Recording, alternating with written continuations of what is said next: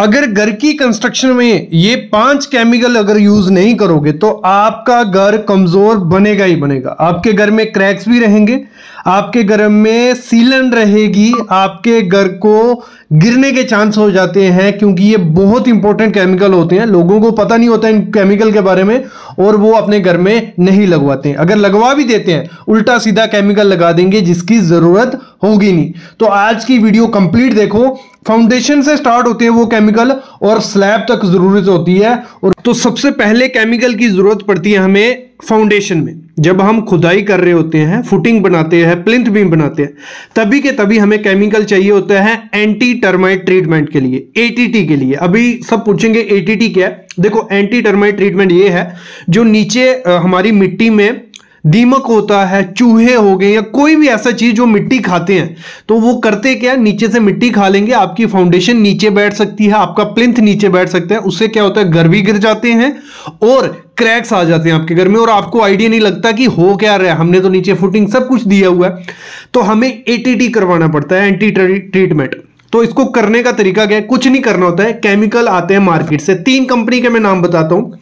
Terminator जो India में mostly use करते हैं क्योंकि अमेजोन पे इजीली मिल जाता है, टर्मिनेटर हो गया, फिर प्रीमाइज हो गया है, फिर टर्मिक्यूट हो गया, और भी काफी कंपनीज है। और भी अपने एरिया में जाओगे, अगर दुकान पे जाओगे, पूछोगे कि हमें एंटी टर्माइट ट्रीटमेंट के लिए केमिकल चाहिए, वो दे देंगे। इसमें ज्यादा खर्चा नहीं होता है, 1000 से 1500 रुपए का वो आ जाता है और उतना ही लगता है आपके घर में, 1000 रुपए का ही लगेगा, क्योंकि 1 लीटर में कई लीटर पानी डालना होता है। मतलब 1 रेशो केमिकल की रहती है और 19 लीटर हमें क्या करना होता है, पानी डालना होता है। मतलब समझ लो, तो इतना इजी होता है ये बनाना और करना कुछ नहीं है। पूरी मिट्टी पे स्प्रे कर देना आपको चारों तरफ, और अपने जो प्लिंथ होता है उसमें थोड़े थोड़े खड्डे कर दिए, उसमें ये केमिकल भर दिया कि आपकी जो मिट्टी है उसके अंदर ये केमिकल जब पहुंच जाएगा, ना वहां चूहे आएंगे, ना कॉकरोच आएंगे, ना दीमक आएगा, कुछ नहीं होगा, आपकी फुटिंग हमेशा स्ट्रांग रहेगी। ये पहला केमिकल जो होता है जो हमें घर की कंस्ट्रक्शन में जरूरत पड़ता है। दूसरा केमिकल हमें जरूरत पड़ता है डीपीसी में। अभी सब पूछेंगे डीपीसी क्या है। डीपीसी एक ऐसी लेयर है, प्लिंथ के ऊपर डाली जाती है वो, जिससे हमारा नीचे का जो भी पानी होता है वो हमारी दीवारों को नहीं लगता है। मोस्टली आपने देखा होगा इंडिया में क्या होता है, 3-3 फुट तक दीवारें पूरी पपड़ी निकल गई होती है, सीलन होती है, वो लगा होता है। तो ये इसको रोकना होता है, इसके लिए हम क्या करते हैं, डीपीसी करते हैं। तो उसमें हमें कौन सा केमिकल यूज करना है। जब भी डीपीसी करो, सबसे पहले एक लेयर डालो कंक्रीट की, जो मतलब 1.5 इंच की हो, ठीक है, 25 mm का। तो उसके ऊपर आपको केमिकल यूज करना है, डॉक्टर फिक्सिड का भी आता है, वो है डॉक्टर फिक्सिड बिटूफिक्स। ये नाम नोट कर लो, डॉक्टर फिक्सिड का बिटूफिक्स। दूसरा एलिफेंट शील्ड रबर। इन दोनों में से जो भी आपके एरिया में मिलता है आप उसको लगवा सकते हो। और साथ ही साथ कोल टार जो आता है लिक्विड फॉर्म में, वो मिलता है, वो लगा दो। ये सारी चीजें आपको अमेजोन से मिल जाएंगी, फ्लिपकार्ट से मिल जाएंगी, गूगल ऑनलाइन मिल जाएंगी और ऑफलाइन भी जाके आपको मिल जाएंगी। बस आपको नाम नोट करना था। तो इसको क्या करना है, आपको पूरे प्लिंथ बीम पे मार देना है और उसके ऊपर जुड़ाई करनी है, उसके ऊपर ईंट का काम करना है। और साथ ही साथ इसको आपको वहां लगाना है, मतलब प्लिंथ के साइड पे लगाना है, जहां तक मिट्टी का लेवल रहता है, जहां तक आपकी मिट्टी आने वाली है, उससे ऊपर ही आपकी ब्रिक वर्क होनी चाहिए। हमेशा याद रखना, वहां पे केमिकल लगाओगे आपके घर में ना सीलन आएगी, ना पपड़ी बनेगी, ना आपका प्लास्टर खराब होगा। ये हो गए 2 केमिकल जो हमारे घर के लिए इंपॉर्टेंट है। अगला केमिकल जो होता है वो हमें प्लास्टर में मिलाना है।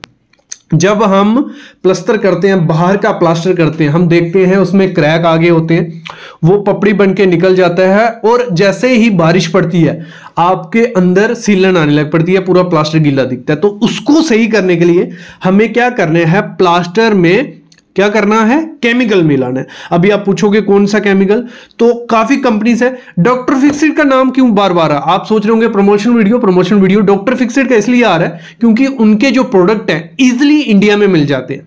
तो आपको मिल जाता है, अच्छी बात है।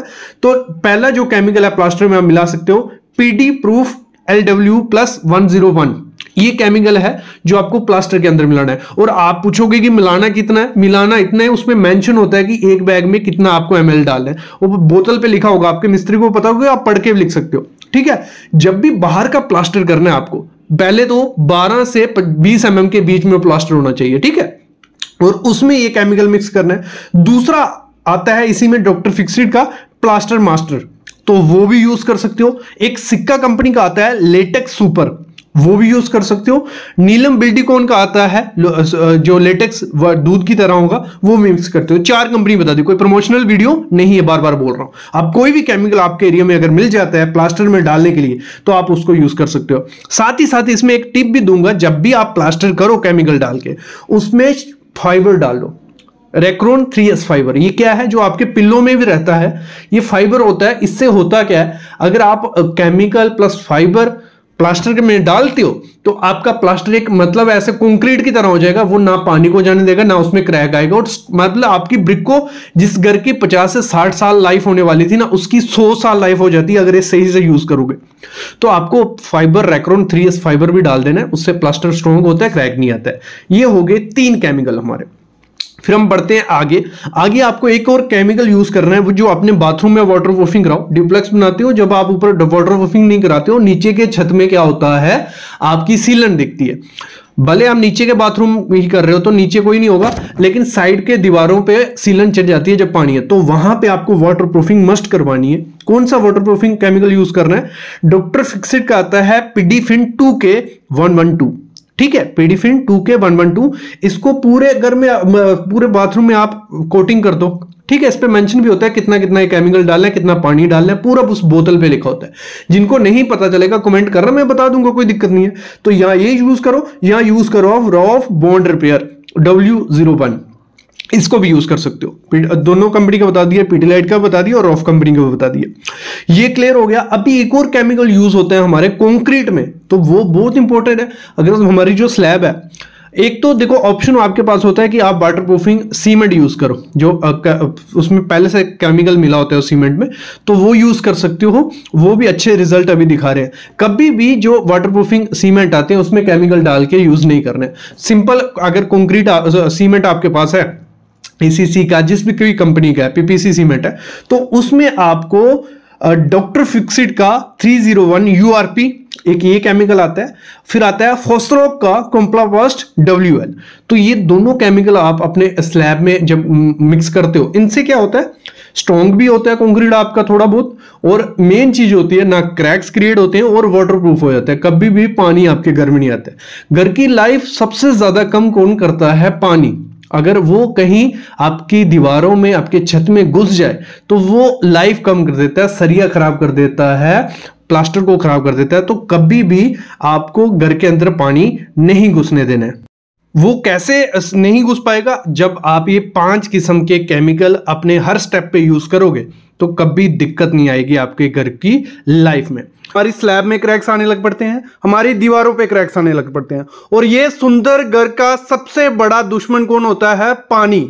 और वो पानी जो स्लैब पे क्रैक्स होते हैं, भले वो किसी भी तरीके से आए हैं, या दीवार पे क्रैक्स हैं, वो पानी उनके अंदर चला जाता है और धीरे धीरे जो स्लैब का सरिया है वो सड़ने लग पड़ता है। हमारा घर वहां से कमजोर हो गया। तो उससे अगर घर कमजोर ना हो तो उसके लिए हमें क्या करना पड़ेगा, वाटर प्रूफिंग करनी पड़ेगी।